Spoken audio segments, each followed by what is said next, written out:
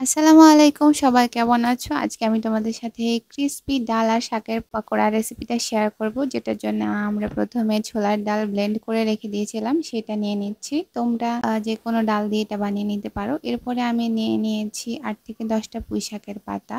তো এগুলোকে আমি প্রথমে ভালোভাবে ধুয়ে নিচ্ছি। আর এবার এগুলার যে কিছু কিছু পচা পচা অংশ ছিল, সেগুলো নষ্ট অংশ ছিল, সেগুলো আমি কেটে ফেলে দিচ্ছি। আর এবার সবগুলোকে একসাথে নিয়ে ভালোভাবে কুচো কুচো করে কেটে দিচ্ছি, একদম যেন ছোট ছোট হয়ে যায়, তাহলে এগুলো ডালের সাথে মিশে ভালোভাবে রান্না হয়ে যাবে। আর এবার আমরা যে বোলের মধ্যে ডালটা নিয়েছিলাম, এর মধ্যে প্রথমে শাক, তারপরে পেঁয়াজ, একটা বড় সাইজের পেঁয়াজ কুচি করে দিয়েছি, আর অনেকগুলো ছোট্ট ছোট্ট ঝাল মরিচ কুচি করে দিয়ে দিলাম। এরপরে দিয়ে দিচ্ছি স্বাদ মতো লবণ, সামান্য একটু ধনিয়া গুঁড়ো। আর এবার সবগুলোকে একসাথে ভালোভাবে মিলিয়ে নিচ্ছি।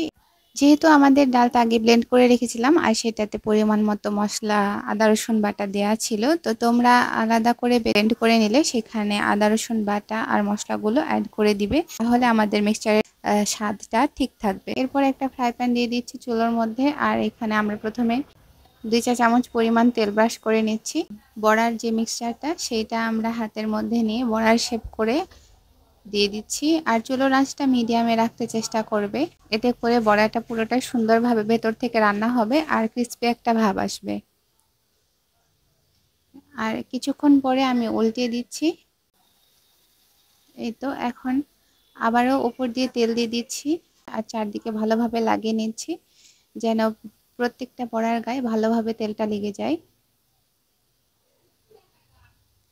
খুব বেশি জোরে করে চুলো দিবে না, নাহলে কিন্তু এগুলা ভেতর থেকে রান্না হওয়ার আগে ওপরটা হয়ে যাবে, তখন কিন্তু পরে খেতে কাঁচা কাঁচা, ভেতর থেকে কাঁচা কাঁচা হয়ে থাকবে। এই তো কিছুক্ষণের মধ্যে আমাদের পাকোড়া বড়া রেডি।